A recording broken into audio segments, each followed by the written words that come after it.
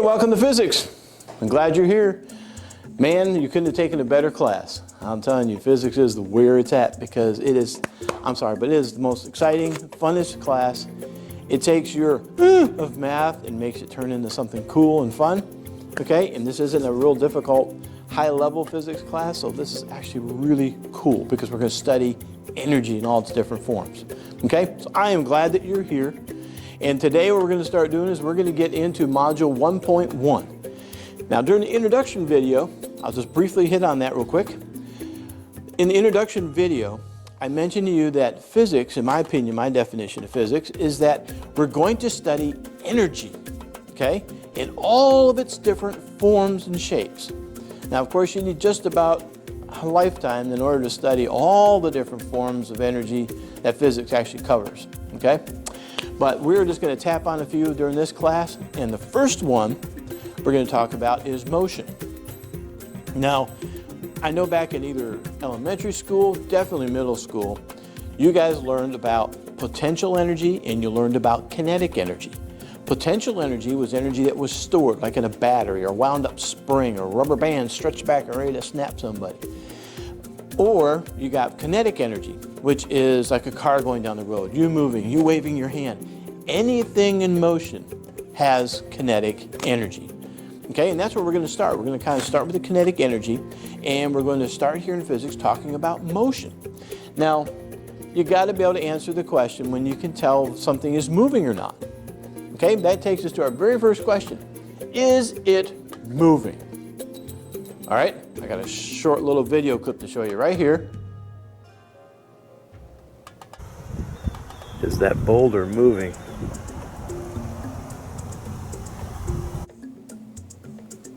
All right, so could you answer the question? In case you couldn't hear it on the video, I asked you the question. We were looking at a great big red boulder out there on the front of our school. That's our spirit rock. It's painted nice bright red like our school colors. And I asked you the question, is that boulder moving? Is that rock, huge boulder, moving? Okay, now think about the answer. Don't just sit there and go, oh, come on, get to the point. I really want you to think about it. Can you think of an instance where you could say, no, the boulder is not moving, and you can prove it to me? And think about another situation where you could say, yeah, the boulder's moving, and I could prove it to you because of this. Okay, now either way, no matter which way you side with, whether it's moving or it's not moving, both of you are correct. Okay, and let me explain that to you. Some of you looked at this real simply, nice simple approach, almost got bored a little bit there. You're looking at a boulder. Great, this is the wonderful first video, Mr. Mackey. We're staring at a boulder. Okay, that's all right. We're staring at the boulder just for a few seconds, but we had to ask the question whether the thing was moving or not. And if you looked at that and you said, no, it's not moving. If I asked you the question, all right, prove it to me. How do you know? And this is where physics gets deep. We got to get down to the definition. How do you know that boulder isn't moving? Okay? Now you can sit there and you can go, well, because I can see it. It's not moving. It's obvious. And I know you're an expert, personal expert at detecting motion. Okay? But we can't use you as a reference. Okay? Can't use me as a reference. You got to define what motion is. I mean, you say this block, this huge boulder is not moving anywhere, but what's not changing? How could you prove that it's not moving? Now, some of you thought of the word position. That's right. Write that word down. Position. That boulder has not changed its position. Okay, if you looked in the video, the boulder's just sitting there, pretty as can be. It's not going anywhere. It's just sitting there, right? Now, don't get upset. Those of you who are saying, hey, no, I got a reason. Listen, Mr. Mackey, I can prove to you that that boulder's moving, okay? How would you explain that? How would you explain that that boulder's actually moving? Some of you might just come out of chemistry and you're thinking, man, there's electrons all over in this thing. They're constantly moving all the time. The atoms in there, or this or that in there, inside that all make up the rock is actually kind of moving on a molecular level. And you're right. The molecular parts inside the boulder are moving. So technically the insides of the boulder is moving. Okay, that's one way to say it. Now, some of you sitting there going like, no, no, no, hey, wait. Now, you know, our planet isn't exactly sitting still, you know, right? I mean, if you look over here at North America, and our state over here on the East Coast right there, and some of you are going, okay, the boulder's right there, and yeah, on the grass there it's not moving, but you know, our good old planet here, it is rotating on its axis, right? It's rotating right through the axis right here. So technically the boulder is moving, right? What kind of motion is that movement? Wow, some sort of circular pattern, right? And so it's actually traveling in a circle. Oh wait, no. This is getting confusing here, okay? And not only that does it get more confusing, but if you were the kind of person who sat there and thought, well, the boulder's sitting on the ground and it's rotating around the axis of the Earth. But that's not all, is it? What else is the boulder rotating around? Not just the Earth, right? Our boulder, let me get a little bit closer to the camera here. Our boulder out here on our planet right there is also, of course, going around the sun. This is just a very small model. Of course, the sun is not the same size as the planet. Okay, this is not the scale. Okay, but our planet, of course, is moving. It's moving around our sun. So not only is the boulder rotating around the planet, around our axis, but we are also going around the sun. So now we're going, and we're going around the planet, right? Wow, now we got a loop-de-loop inside of a loop. Good Lord. Okay, and then if you take it, I'm going to show you a video clip in here in our lesson here. If you look at this next video clip, if I can get it in here or not, you can be able to see that scientists now feel, of course, we've got our sun and all of our planets, and we're, of course, a part of the Milky Way, which is another great big huge galaxy going around a center spin. And not only that, but so hopefully you look at the video shows where our sun isn't just sitting still, it's actually going through space. So as our sun goes around and all the planets going around it, it looks like this crazy circular flippity-floppity thing going through the universe. Okay? So how in the world are we going to come up with a simple definition of being able to figure out if something's moving? Or better yet, if we want to do an experiment and we need the object to sit still, how can we possibly define if something is actually motionless or at rest or just sitting there, not moving, when in reality it really is moving, okay? And some of you have already kind of been playing around with the word, and I'm proud of you for thinking of that. It's all a matter of relative to what, right? If you look at that boulder relative to the grass that was around by it, relative to the grass or relative to the ground around the rock, that rock wasn't moving. Now, if you take that boulder relative to the axis of the Earth, then we get one kind of motion, right? If you take that boulder in reference to the sun, well, now you've got our planet going around the sun in a circular pattern and then around another big circle, right? So it's all a matter of what it's relative to, okay? Now that relative to is a very, very, very important thing in the beginnings of physics. That's what we're going to put right here. And that is called the point of reference. Okay? The point of reference. Before we start talking about any kind of motion, we always have to determine, or we have to define a point of reference. Now, being human beings as we are, whenever we start talking about motion, as soon as an object begins to move or we're noticing something moving, wherever we begin to observe it moving, that's usually in our mind, that's what we set in our minds as the point of reference. Okay? Now, Also, because that point of reference, it could be the grass, it could be the dirt, and the dirt and the grass around the boulder is also rotating around, right? So we have to not only define the point of reference, okay, and on this mark right here, I like to use a certain symbol for a point of reference. I like to use a circle with an X through it, okay? So there's my point of reference. Relative to that point of reference, my boulder is not moving. Now, if I put that point of reference on the axis of the Earth, yeah, that puppy's gonna be moving, okay? But we're gonna put it right here. And the other thing we wanna do is we don't want to have anything else kind of like moving in or out of our little world, our little experiment right here, okay? So we're gonna define an area. We had to define and say that the ground was not moving, right? So not only did we say the boulder is not moving, but we're saying that the ground that the boulder is on is also not moving. The environment around the boulder is not moving, okay? So when we include the point of reference and its little environment around it, we're talking about the next thing here, which is called the frame of reference.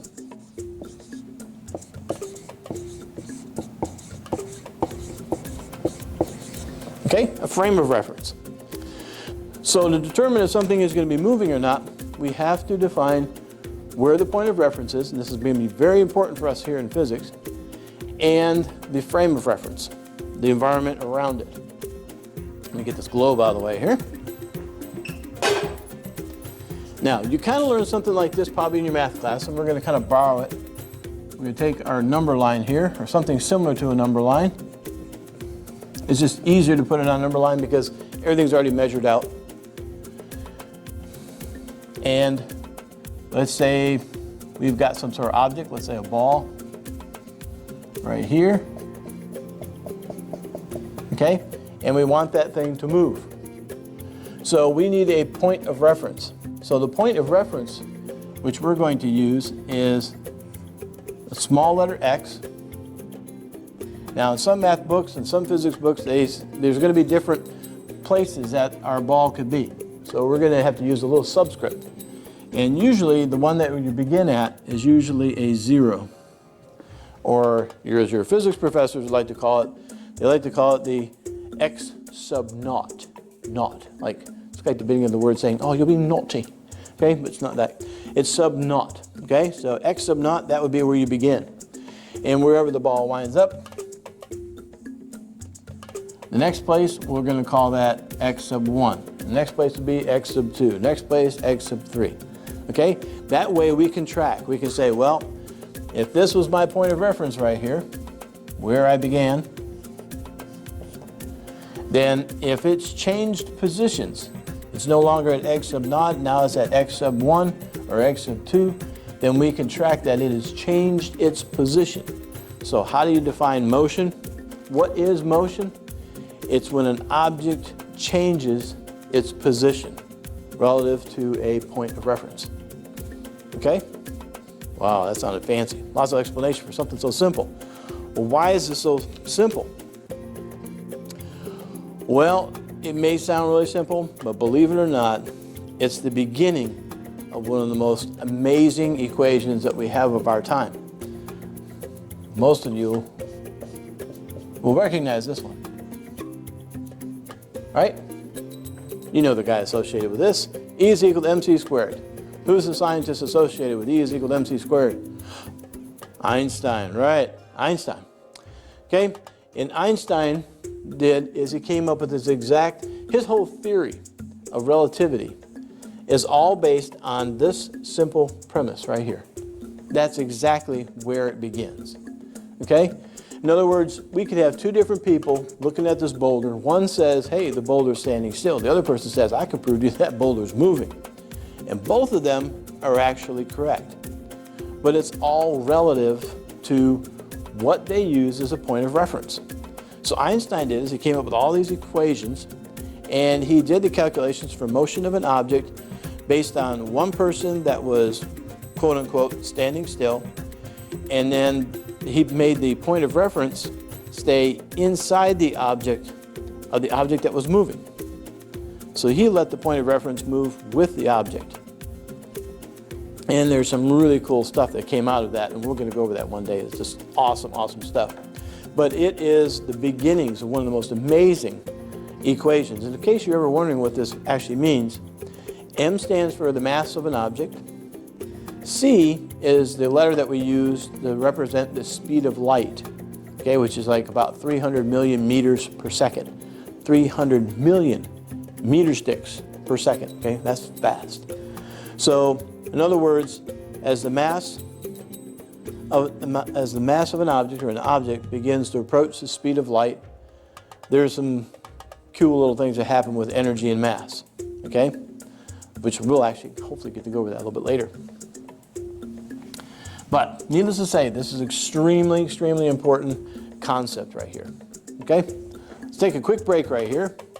Go get something to drink, or I'm going to take a sip of coffee and turn this off right now, or pause it, and then we'll come right back. Well, that was a good break. Coffee break. That was good stuff. All right, so onward to the next thing. We've just proven, took a while, but we just proved, and we can define whether an object is moving or not. Okay? Now,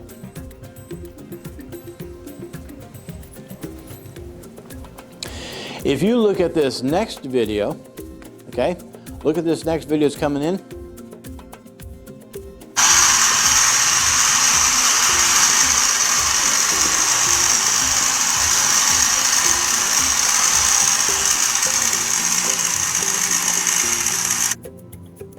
Now in that video, you see a little toy go-kart going down the hallway. And I could ask you the same question we had about the boulder a little while ago. How do you know it's moving? Well, now it's a little bit easier, right? You can determine, you can look at that thing, and you remember you're not allowed to sit there and go, if I ask you, how do you know that thing is moving? You can't just say, oh, I can see it's moving. Can't use that. Okay, technical physics terminology. I know that that object, that dune buggy, was moving because it changed its position relative to a point of reference. Okay? And those point of references, you notice those little pieces of blue tape on the floor? I put those down so hopefully you can kind of catch the idea of seeing that you could use one of those pieces of tape as a point of reference. And therefore, the buggy was changing its position relative to that position where it started at, its point of reference. Now, let's talk about distance. You all know what distance is, right? From here to here, it's how long, right? You all know how to measure distance. And here, we're not going to use feet and inches, okay? We're going to be using meters, and centimeters, and millimeters, and micrometers, and kilometers, okay? So, when we want to talk about distance, technically speaking, this is how we got to do it. We're going to say, let's say the ball was here, and now it's over here at x sub 1. Okay? Now, if each one of these lines represented 1 meter, so in other words, this would be 0, this would be 1 meter, 2 meters, 3 meters, 4 meters, 5, 6, 7, 8, 9 meters all the way out there. Okay? So if I said, starting from here, our point of reference, our ball is now over here at x sub 1, which is at the 4 meter mark. How far, what distance did our ball move? All of you look at that and go, duh, it's 4 meters. Right, but of course in physics, we need to find a very technical way of defining that, because that's going to help us in more difficult problems to be able to figure this out. So, how would you do this? Well, you've got x sub 1. In other words, you've got a change. Let me back up there a little bit. You have a change in position, right? Now, the symbol that we like to use to represent change, which you might have already learned in your math class, is a Greek symbol. Looks like a little triangle. There's a Greek symbol delta, and it always represents the word change, okay? So we're going to talk about the change in what? The change in the x position, okay? So how do you get the change in x position?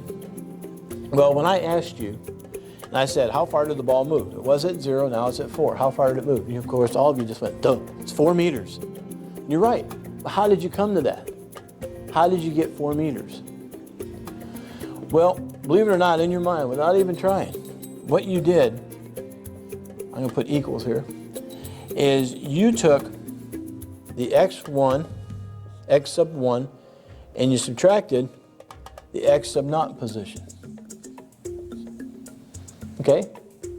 Without even thinking about it. Poof, you already know how to do this technical stuff. Isn't that cool? So x sub 1 is 4 meters minus the x position is 0. So 4 minus 0 is just 4. And we're measuring in meters in this case. Now, let me give you another example. Okay? That seems really simple.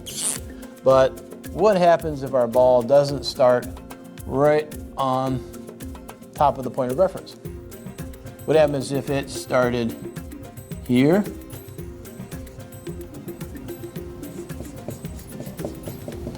And it rolled all the way out here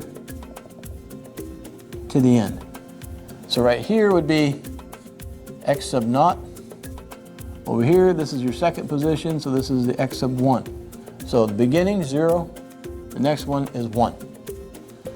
So now, how would you calculate how far did the ball move? Now, some of you are doing this in your head. You're like, now this is where some people get a little confused. They'll say 9, it moved 9. Well, it started at the 2, right? Now, some of you are getting really sharp. You've already subtracted these 2, just like we learned right here. Use this exact same formula again. To find the distance that this object has moved in a very technical sense. I know there's a lot easier ways, but we got to learn the technical stuff with this. You're going to take the final position, which in this case is x1, and subtract away the initial position, which is x sub naught. So the initial position is 9 meters. Subtract the initial position, which was 2, and that gives you 7 meters. Easy enough, right?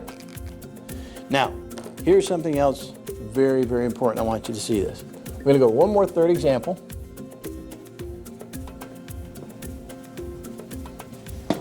We'll use green for this one. What if my object started here? Now, some of you saw this coming, didn't you? Let's say we started the ball over here. That's being x sub naught. And it moved all the way down here. Now it's at x sub 1's down here. How far did the ball move? Okay, what distance did the ball move? Now some of you are looking at this and you go, oh, that's pretty easy. That's just 8 minus 1. You got to be careful. In physics, since we're getting very technical about motion, we can't just say that moved. We've got to be a lot more technical than that, okay? We have to be careful because we got to pay attention to direction now. In physics, direction is everything. Some of you just do not like a couple of different numbers. You don't like really large, big numbers, like in the billions or times 10 to the 26. You got to get used to that because we're going to be calculating the gravitational pull on planets, and we have to use the mass of the planets, which is like times 10 to the 26. Okay? Don't worry, I'm going to show you how to do that. It's pretty easy. And sometimes you don't like numbers that are really small, like 0.000000158. Okay? We're going to be dealing with really small numbers because we're going to talk about charges that are on an electron. Okay? When we start talking about electricity. So we got to get used to that. The other kind of number that students just seem to not like is when they're negative. Negative is so cool.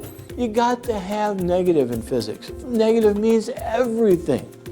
When we start talking about motion, positive and negative is extremely important. So if you get a negative answer, don't freak out. It's just telling you the direction. Is it going right? Is it going left? Is it going up? Is it going down? Which way is it going? Positive and negative tells us. So it's okay. It's a good thing to have a negative number. So let's try this. We're going to do this.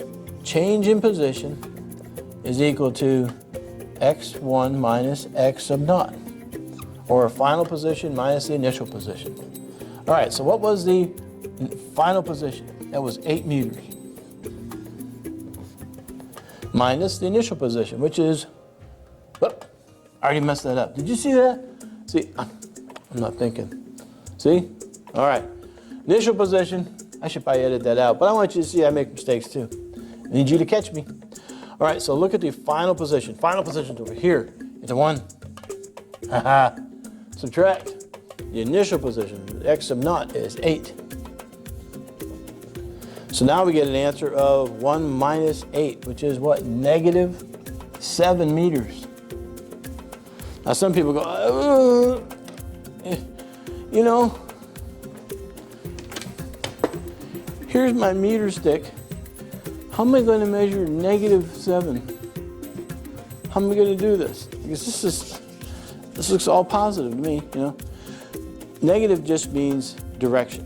And we're going to use the same Cartesian coordinate system that you've been learning in your math class. Okay, it's just the easiest reference of all. We're going to use to the right as being positive, to the left as being negative, up is going to be, we'll say in the y direction, it's going to be positive, and downward direction is going to be negative. Okay? That's all that's going to mean. All right, so right now we've got to understand point of reference, frame of reference, distance, and I'm sorry this video is going so long, but the first one is very, very important because you got to understand motion and the very basics of its definition. Now, the last thing we need to talk about is displacement. What is the difference between distance and displacement? Well, technically speaking, what I just showed you really was more about displacement than it was about distance. Okay? To really explain the difference to you, I got to go through a little story. Here's a little spider. I know all of you just love spiders, right? A little smiley face in that spider. My favorite, I don't like spiders either, but I do have a favorite spider, which sounds weird. But my favorite spiders, those little jumping spiders, man, they're like the panthers of the spider world. They don't just sit there, no. They go and they hunt down their food. They don't make a web and catch it in the web and just sit there all lazy. No, they're out there hunting like a panther all the time. They jump on the fly and they tag it with their fangs. Ah! Okay, anyways, they really get into it. So let's say we got a little jumping spider on our board over here, and they go around investigating all kinds of strange marks and stuff like that, trying to find food. So they go hunting around. Say our little spider goes around here and goes, oh, there's something over there. Is there something there? And we're going to go around it real quick. No, there's nothing there. So, oh, there's something down here. I'm going to go down here. I'm going to check this out. I'm going to check this out. I'm going to check this out. What is this? Is this food? Is it food? Is it food? Is it food? No, it's not food at all. How about this dot down here? No, that's not food either. And our spider ends up being right here. He stops right there. We'll put a frowny face on him because he's really ticked off. He didn't find a fly yet. Coming into the classroom is not a good place to find food anyways for a spider. So right here we have our x naught position, and down here is our x sub 1. Now, what is the difference between distance and displacement? Distance wants us to measure the entire length of the path traveled. If you didn't write that down, stop the video, back it up, write that down again.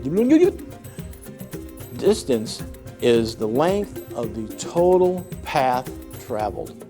So in other words, we'd have to take our little meter stick here, and it means we got to measure the entire length of this path that this spider traveled. Okay?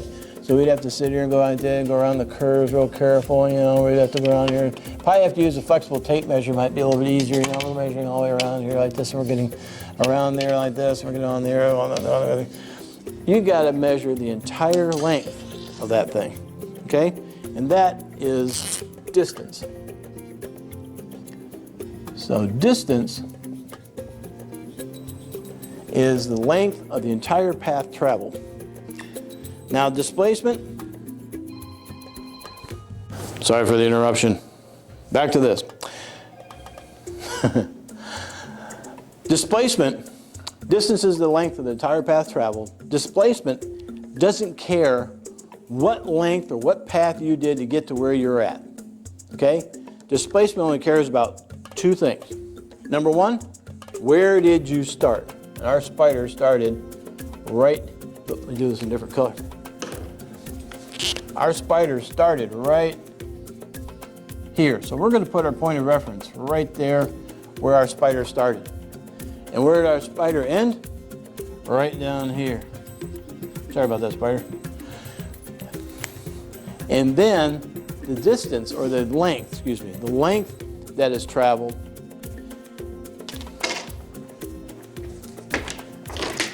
is from, you draw a line straight from where you started to where you ended, just like that. Let me draw a line from where you started straight to where you ended, straight from x0 to x sub 1. And because there's a direction, it's going from here down to there, we're going to put an arrow on there to indicate that direction right there. Okay?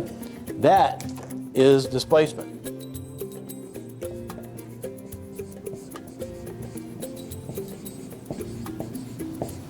Okay?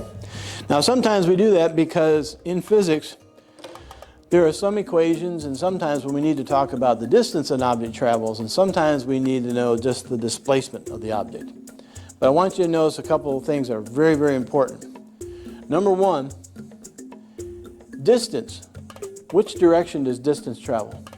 Well, if you look at the different directions that this poor spider traveled, by the time he did this loop right here, he went through all 360 degrees. Or she, sorry. And then it could have come down here, it's still changing direction, another 360 degrees all the way around, whoop, back down another 180. It's every direction. Distance cannot go in just one direction, okay? So can distance ever be positive or negative? Well, let me put that another question to you. Can distance ever be negative? Well, yeah, during this whole path, it was positive and it was negative. It was a little mix of everything. It was crazy. It was positive right and left. It was positive up and down. What can we do? Well, what we do, when we talk about distance, distance is always going to be positive. Okay? Distance is always going to be a positive number. You should never give an answer in a distance that's going to be negative. Okay?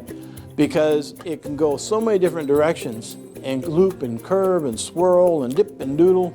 Okay, and that's just in two-dimensional. Then we can talk about three-dimensional. Okay, so distance is always going to be positive because it can go so many different directions and include all of them at the same time.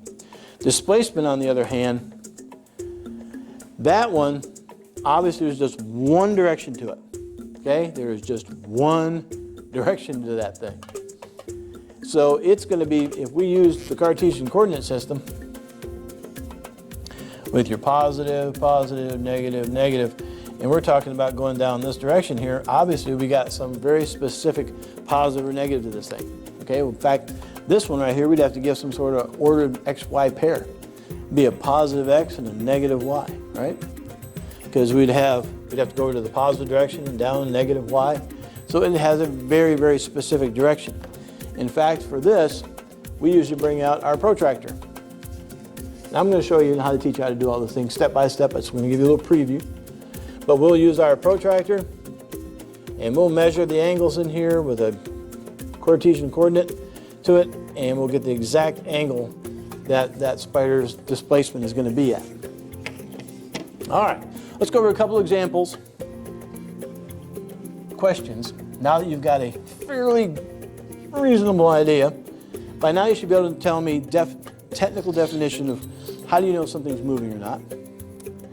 You should know what a point of reference is, why it needs to be into a frame of reference. You should understand the difference between a distance and a displacement. So let's go over a couple of problems. Here we have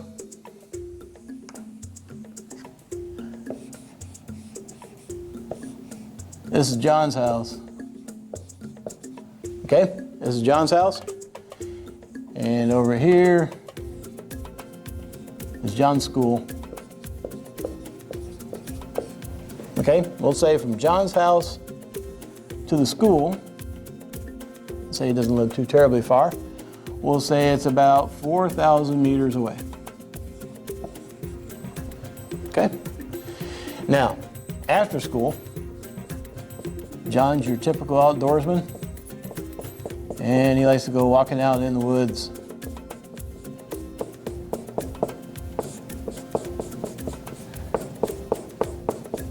Maybe four-wheeling, maybe hunting, Whatever it is, John don't care. He just likes being out in the woods. So we'll make some nice happy little trees right there, okay? I hope you got that reference. All right, so here's the forest right there. And we'll say that that is, wow, that's pretty close. We're gonna say that is 3,000 meters. I know I didn't draw that to a really good scale. We'll just make this easy, 3,000 meters. Now, here's the story. John starts right here at his house. He goes to school. Okay? And then after school, he goes to the woods, go goof around on his four-wheeler out there. Okay? Now, the first question is, what is the total distance that John has traveled? What is the distance John has traveled? How would you find that out? Remember, distance is the length of the total path traveled. It doesn't matter which direction it goes, you just got to add up all those lengths. No matter whether it curves or swirls, wherever it goes, you have to measure the total. So at first he went over here, it was 4,000 to the school.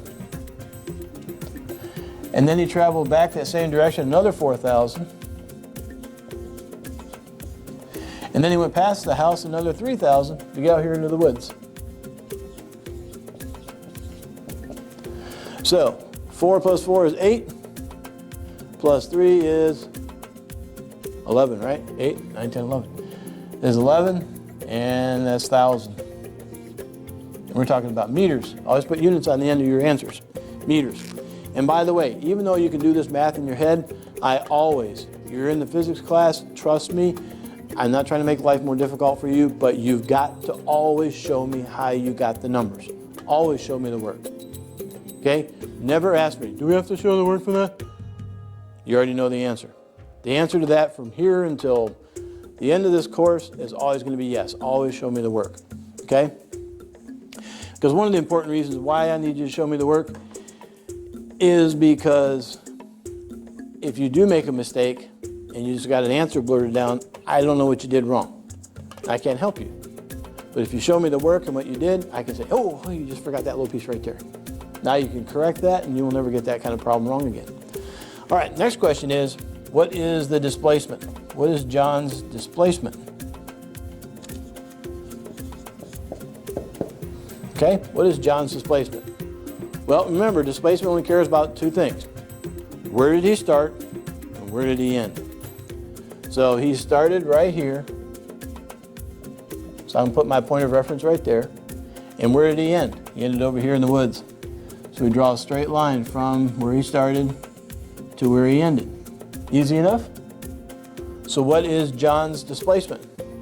It's 3,000 meters. From there to there is 3,000 meters. Now, some of you hopefully are catching this. You're going, oh, what about the positive, negative thing, right? Oh man, good catch. If you caught that, you should really pat yourself on the back there. Because his displacement is to the left, correct? Yeah, his displacement is to the left. So in our drawing right here, the way we got this drawn, that would actually be in the negative direction. So I should actually put a negative on that. If I accidentally forget to put the negative and say 3,000, that means I think he is over here somewhere. Not quite to the school. That's really not his displacement, is it? It's to the negative of his house over here in the woods. Okay? Now, let's change the story, make sure you understand it. Actually, we'll continue the story. Let me get rid of this. Now, John here, after he's done goofing around in the woods, gets his mom on the cell phone, hey, dinner time. So John here jumps back in his car and he comes back here to home. Okay, he's back here at home again. Now, what is John's total distance? What is his total distance that he traveled?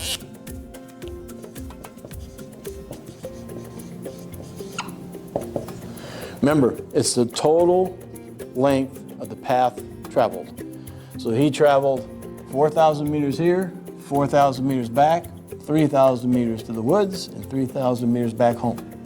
So that's going to be 4,000 plus 4,000 plus 3,000 to the woods plus another 3,000 back home. So that's going to be 8, 11, 14, right? So 14,000 meters is his total distance. Now is that positive or negative? Remember, distance is always going to be positive. In fact, our notes over here in our little outline, maybe we should put that symbol on there. So when we're studying, we always remember distance can be positive only. Displacement can be positive or negative. Okay, we've got to be very careful about that detail. Now, the last question. What is John's displacement? Displacement. There we go. Okay, what is this displacement? Well, remember two things. Where did he start? Where did he end?